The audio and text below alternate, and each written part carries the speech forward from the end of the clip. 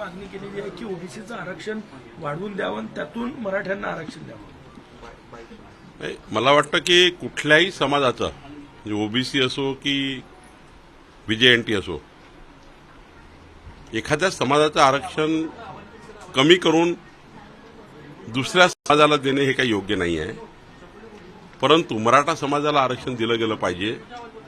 त्याबद्दलचे जे काही नियम आहे, कायदे आहे, त्या कायद्यानुसार मराठा समाजाला माननीय देवेंद्रजींनी सरकारमध्ये जो निर्णय घेतला होता, जे आरक्षण दिलं होतं, ते आरक्षण कसं टिकवता येईल, मराठा समाजाचा जो सामाजिक आर्थिक सर्वेक्षण देवेंद्रजीच्या सरकारने केलं होतं, त्या सर्वेक्षणाप्रमाणे पुढं कसं जाता येईल आणि मराठा समाजाच्या ज्या मागण्या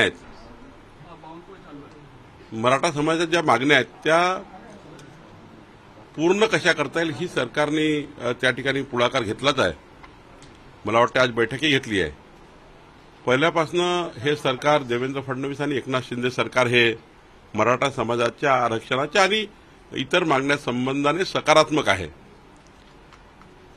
मला वाटतं की ओबीसीतनं आरक्षण द्या हे जी वडेट्टीवाराची भूमिका आहे ही काही योग्य नाही आहे.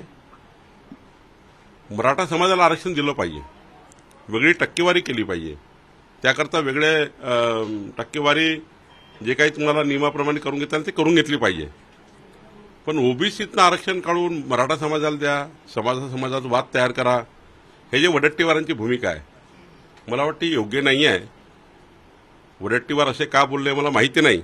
राजकारणापोटी इतका खाली स्तर जावा की ओबीसीचं आरक्षण मराठा समाजाला द्या ही त्यांची भूमिका आहे, ही अत्यंत चुकीची असं मला वाटतं.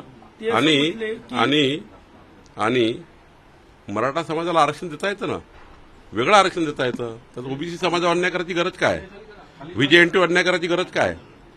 त्यामुळं 353 जातीचा, 18 पगड जातीचा, 12 बोलतेदार हा जो समाज आहे ओबीसीचा, या समाजावर व्हीजेएनटी आहे जे अत्यंत मायक्रो ओबीसी आहे, ज्या अजूनच ज्याला न्याय मिळाला नाही, भटक्या जाती आहेत.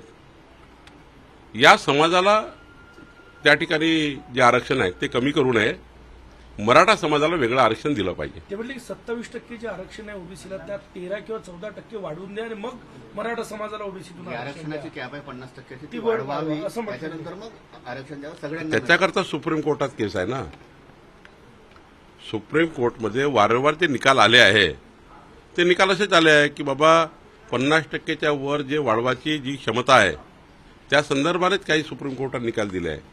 आणि मराठा समाजाबद्दल जे देवेंद्र फडणवीस सरकारच्या काळामध्ये चंद्रकांत दादा आणि आमची जी टीम होती, मराठा समाजाचे सर्व आमचे मंत्री, आमचे आमदार, राज्याचे विरोधी पक्षातले आमदार, वेगळ्या पक्षाचे नेते राज्यातले मराठा समाजाचे, या सर्वांनी बसून मला तर अभिमान आहे की मराठा समाजातले सर्व नेते त्या काळामध्ये विरोधी पक्षातले नेते देवेंद्रजींच्या नेतृत्वात एकत्र येऊन त्यांनी ज्या पद्धतीने मराठा समाजाचा सोशो इकॉनॉमिक सर्व्हे केला त्याच्या आधारावर तो सर्व्हे सुप्रीम कोर्टामध्ये मांडताना सुप्रीम कोर्टात मराठा समाज कसा मागास आहे हे मांडण्यात महाविकास आघाडी सरकार, विजय वडेट्टीवारजी आपण नापास झाले होते. तुम्ही त्या ठिकाणी मंत्री होते. आता विरोधी पक्षाच्या भूमिकेत तुम्ही या ठीक आहे, पण तुम्ही नापास का झाले. तुम्ही मराठा समाजाचा आर्थिक सामाजिक परिस्थिती नाही आहे, ते मागास आहेत हे मांडण्याकरता सुप्रीम कोर्टमध्ये महाविकास आघाडी नापास झाले, उद्धव ठाकरे नापास झाले. शरद पवार साहेबांनी तेव्हा त्या सरकारला सांगायला पाहिजे होतं की तुम्ही त्या ठिकाणी उच्चस्तरीय वकील लावा, उच्चस्तरीय वकील लावून त्या ठिकाणी मराठा समाजाची संपूर्ण स्थिती मांडा. याच्यापूर्वीचे 5 रिपोर्ट जे मराठा समाजाचे होते ते रिपोर्ट सामाजिकदृष्ट्या मराठा समाज आरक्षणाकरता योग्य नाही असं मांडलं होतं, पण देवेंद्रजींनी केला होता ना रिपोर्ट तयार, त्यांनी आरक्षण दिलं होतं ना, हायकोर्टमध्ये टिकवलं होतं, सुप्रीम कोर्टमध्ये टिकवलं होतं. आता जे या सरकारबद्दल किंवा देवेंद्रजीबद्दल किंवा एकनाथजी किंवा अजितदादाबद्दल ज्या पद्धतीने आकांड तांडव सुरू आहे, याला जबाबदार कोण आहे. याला जबाबदार पूर्णतः 40 वर्षाचे जुने राजकारणी आहेत ज्यांनी मराठा समाजाला आरक्षण दिलं नाही आणि मधल्या काळामध्ये जे 2.5 वर्ष सरकार आलं त्या सरकारचे मुख्यमंत्री जबाबदार आहे उद्धव ठाकरे. त्या सरकारमध्ये काम करणारे मंत्री जबाबदार आहे ज्यांनी सुप्रीम कोर्टमध्ये योग्य पद्धतीने मराठा समाजाचा सामाजिक आर्थिक बाजू मांडली नाही, म्हणून आरक्षण त्या ठिकाणी मिळालं नाही. फडणवीसांच्या काळामध्ये आरक्षण मिळालं होतं, नंतर ते आरक्षण गेलं सर्वोच्च न्यायालयात. आता तुमचं सरकार आहे, काय प्रयत्न करणार तुम्ही? विरोधकांना घेऊन जाणार की सर्वोच्च न्यायालयात काय वकील लावणार? केंद्राकडे काय मागणी? मला वाटतं कालच हे तर सरकारचं काम आहे. पक्ष म्हणून माझी जी जबाबदारी आहे, पक्षाचा संपूर्ण पाठिंबा, भारतीय जनता पार्टीचा संपूर्ण पाठिंबा मराठा आरक्षणाकरता आहे. आंदोलकाची आणि जी भूमिका काल एकनाथ शिंदे साहेबांनी घेतली की मराठा समाजाला ते आरक्षण मिळवून देण्याच्या संपूर्ण त्या ठिकाणी तयारी करणार आहे, सांगितलं जा काल मुख्यमंत्र्यांनी. आणि देवेंद्रजी टाहो पडून सांगितलं की हो बाबा, आम्ही मराठा आरक्षणाकरता आम्हीच त्या ठिकाणी निर्णय करतो आणि आम्ही करणार आहे. त्यामुळं काहीतरी त्या ठिकाणी विरोधी पक्षाच्या हातात कोलीत लागलं, विरोधी पक्षाच्या हातात कोलीत लागलं आहे. मराठा समाजाचं आंदोलन बरोबर आहे, त्या आंदोलनाची चौकशी केली पाहिजे, त्याच्यावर कोण लाठीमार केला त्याची चौकशी केली पाहिजे, ते मान्यच आहे. समाजाचं आरक्षण सुरू असताना, समाजाचं आंदोलन सुरू असताना कोणी लाठीचार्ज करू नये. कुठल्या कारणाने लाठीचार्ज झाला, काय झालं, चौकशी समिती ते काही नेमली आहे ते निर्णय देईल.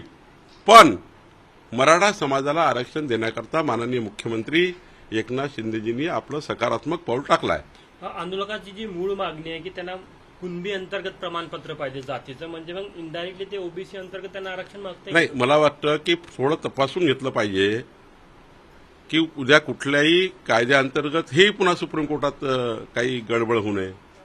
समाजाला खरा न्याय द्यायचा असेल ना तर साऱ्या बाबी तपासल्या पाहिजे, सारे नियम तपासले पाहिजे. साऱ्या बाबी तपासून कोणी उठसूट कोर्टात देईल उद्या, आणि त्यामुळे पुन्हा मराठा समाजाला आरक्षण मागं पडेल. मराठा समाजाचं आरक्षण मागं पडू नये असं बसवावं लागेल, असं सरकारने बसवलं पाहिजे, नियम पाहिले पाहिजे. आणि मला वाटतं अजितदादा, एकनाथ शिंदे आणि देवेंद्रजी तिघही अत्यंत सक्षम नेते महाराष्ट्रामध्ये आहे, योग्य पद्धतीने मराठा आरक्षणाचा निकाल करतील असं मला वाटतं. विशेष अधिवेशनाचा 1 दिवसाचा कालावधी वाढवून त्यातून तोडगा काढावा असं वडेट्टीवारांनी मागणी केली आहे. त्यांच्या काळात का नाही काढला? त्यांच्या काळात का नाही काढलं? विशेष अधिवेशन का नाही घेतलं? 2.5 वर्ष कोणी थांबवलं होतं वडेट्टीवारांना? 2.5 वर्ष उद्धव ठाकरेंना कोणी थांबवलं होतं? का नाही तेव्हा त्या ठिकाणी तुम्हाला हा जाग आली? त्यांनाही माहित आहे, मराठा समाजालाही माहित आहे की मराठा समाजाला न्याय कोण देऊ शकतं? शिंदे फडणवीस सरकारच देऊ शकतो, अजितदादाचं सरकार देऊ शकतं. आणि जेव्हा सरकार न्याय देण्याच्या परिस्थितीमध्ये आहे, काल आमचे मंत्री गिरीश महाजन साहेब त्या ठिकाणी जाऊन आले, त्यांनी आंदोलकाला समजावण्याची भूमिका घेतली. तर मला वाटतं थोडं शांतपणे बसून विरोधी पक्षाचे आणि सत्ताधारी पक्षाचे सर्व मराठा समाजाचे नेते एकत्र येऊन त्यांनी त्या ठिकाणी चांगला मार्ग काढला पाहिजे. विरोधक राजकारण करता यावर असं वाटतं की बरेच विरोधी पक्षाचे नेते त्या ठिकाणी जाऊन आले. आज राज ठाकरे आज राज ठाकरे, काल वडेट्टीवार, अशोक चव्हाण, सगळे मराठा नेते किंवा विरोधी पक्षाचे नेते त्या ठिकाणी चालले आहेत. विरोधी पक्षाच्या नेत्यांनी आंदोलनात गेलं पाहिजे, ते सांत्वना भेट दिली पाहिजे. पण सरकार आणि विरोधी पक्षाचे नेते एकत्र बसून आपापल्या पद्धतीने आपली बाजू मांडून एकत्रित काय निकाल होईल? मराठा समाजाला खरं आरक्षण द्यायचं असेल तर महाराष्ट्रातले सर्व पक्ष, विरोधी पक्षाचे, मराठा समाजाचे नेते असेल, त्या ठिकाणी सामाजिक काम करणारे त्या मराठा समाजात खूप लोक आहेत. मराठा समाजामध्ये अनेक लोक आहेत ज्यांना सामाजिक स्तरावर सकल मराठा समाज आहे, सकल मराठा समाजाचे कार्यकर्ते आहेत. मोठ्या मराठा समाजामध्ये अत्यंत निष्णात हुशार टीम आहे.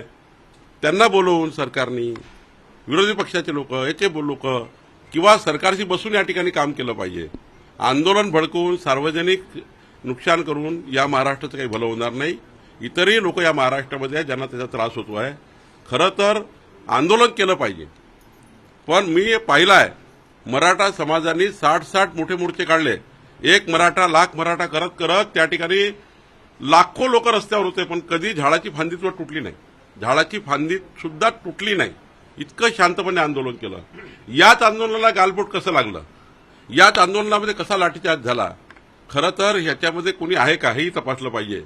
आणि खरी भूमिका मराठा समाजाला न्याय देण्याची असली पाहिजे असं मला वाटतं. सर, एक हिंदी में बताइए कि ओबीसी में आरक्षण देने की मांग प्रतिपक्ष कर रहा है, बीजेपी की क्या राय है?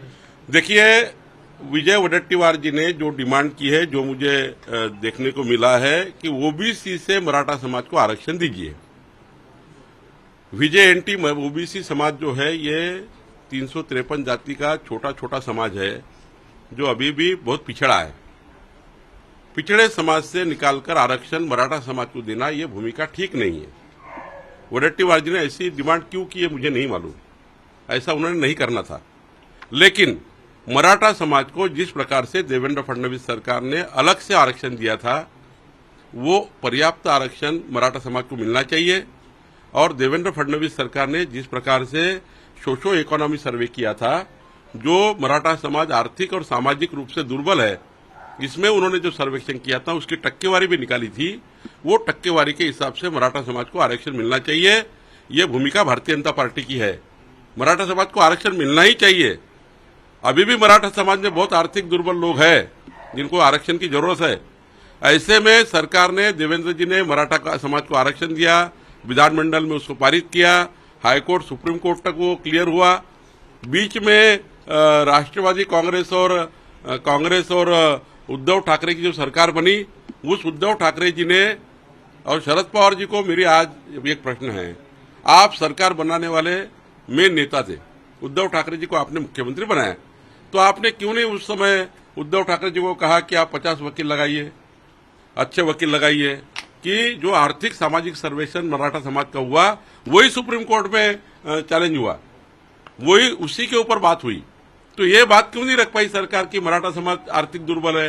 वो जो रिपोर्ट तैयार किया था, वो रिपोर्ट को क्यों नहीं अच्छे तरह से वहां पर प्रोड्यूस किया गया? तो जो नाकामी है उद्धव ठाकरे सरकार की है। आज जो आंदोलन हुआ है, उस आंदोलन में मेरी विनती सारे पार्टियों को है कि हम सब पार्टी मिलके सरकार से बात करें। सरकार, एकनाथ शिंदे सरकार, देवेंद्र फडणवीस सरकार और अभी अजित दादा की सरकार निश्चित मराठा समाज को न्याय देगी, क्योंकि उनको ये मालूम है, समाज को भी मालूम है, मराठा समाज को, कांग्रेस कभी भी मराठा समाज को न्याय नहीं दे सकती है। न्याय देगी तो एकनाथ शिंदे सरकार देगी। मुझे ऐसा लगता है एकनाथ शिंदे सरकार निश्चित रूप से अच्छा निर्णय करेगी। माजी गृहमंत्री अनिल देशमुख यांनी एक ट्विट केलं आहे की जालन्यामध्ये तो लाठीचार्ज झाला, त्याचे आदेश गृहमंत्र्यांनी दिले होते, मग कारवाई पोलिसांवरती का? अनिल देशमुखाकडे काही पुरावा असेल त्यांनी 24 तासाच्या आत द्यावा, तोंडाच्या वाफा फेकू नये। अनिल देशमुख माजी गृहमंत्री राज्याचे, त्यांनी संवेदनशील भूमिकेमध्ये बोललं पाहिजे, त्यांना कळलं पाहिजे आपण काय बोलतोय। त्यांच्याकडे पुरावा आहे का सांगत नाही? पुरावा देत का नाही? कुठला फोन केला देवेंद्रजींनी? कुणाला फोन केला देवेंद्रजींनी? काहीतरी राजकारण करायचं? स्वतः त्या ठिकाणी नाकाम गृहमंत्री म्हणून काम केलं, स्वतः त्या ठिकाणी गृहमंत्र्यावर ठपके लागले गृहमंत्री पदावर, स्वतः गृहमंत्री असताना, आणि देवेंद्रजी सारख्या नेत्यावर ते या पद्धतीने बोलतात आहे। त्यांना काही माजी मंत्री म्हणून, गृहमंत्री म्हणून काही वक्तव्य करायचे बंधन आहेत। कोणता फोन केला देवेंद्रजींनी? कुणाला फोन केला देवेंद्रजींनी? जरा अनिल देशमुख 24 तास सांगा, तुमच्या धमक असेल तर।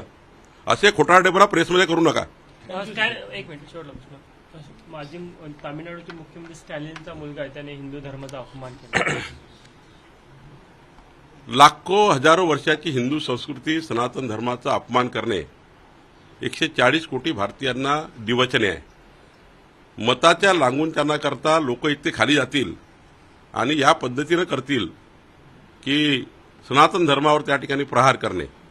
उद्धव ठाकरेजी, तुम्ही जर जागे झाले असाल, उद्धव ठाकरेजी तुम्ही आता फिरायला लागले आहे महाराष्ट्रामध्ये फेसबुक लाईव्ह सोडून, तर जरा स्टॅलिनवर बोला, तुमचं म्हणणं काय आहे?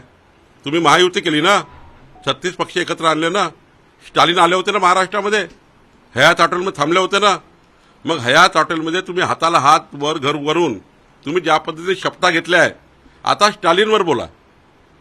तुम्हाला मान्य आहे का स्टॅलिनचं वक्तव्य? उद्धव ठाकरेंनी 24 तासाच्या आतमध्ये स्टॅलिनच्या वक्तव्यावर आपलं म्हणणं सांगावं। स्टालिन का जो बेटा है उसने सनातन हिंदू धर्म का अपमान किया है, क्या कहेंगे?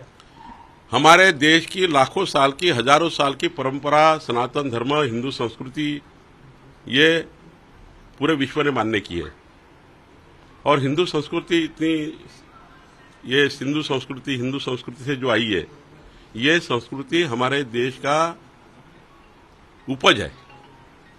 और इस संस्कृति के, सनातन धर्म के खिलाफ बोलना, वोटों की राजनीति में लोग इतना नीचे गिरेंगे कि हमारे लाखों साल, हजारों साल की ये जो सनातन धर्म की परंपरा है, हमारे ब्लड में है, उसको ही चैलेंज करेंगे। तो मुझे पहला सवाल उद्धव ठाकरे को ऐसा है, उद्धव ठाकरे जी सवेरे सो के उठे होंगे तो जरा कुछ बोलिए। आपने परसों स्टालिन के साथ हाथ मिला के हाथ ऊपर किया था, उनके विचार आपने मान्य किए थे। और हयात होटल में आपने उनके साथ खाना खाया था, तो बताइए आज शाम तक या कल तक 24 घंटे में कि आपको स्टालिन का कहना मान्य है क्या?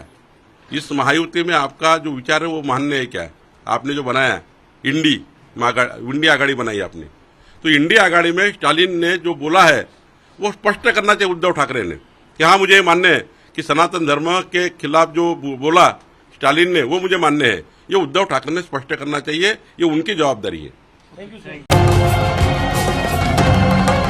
छत्रपतींचा विचार म्हणजे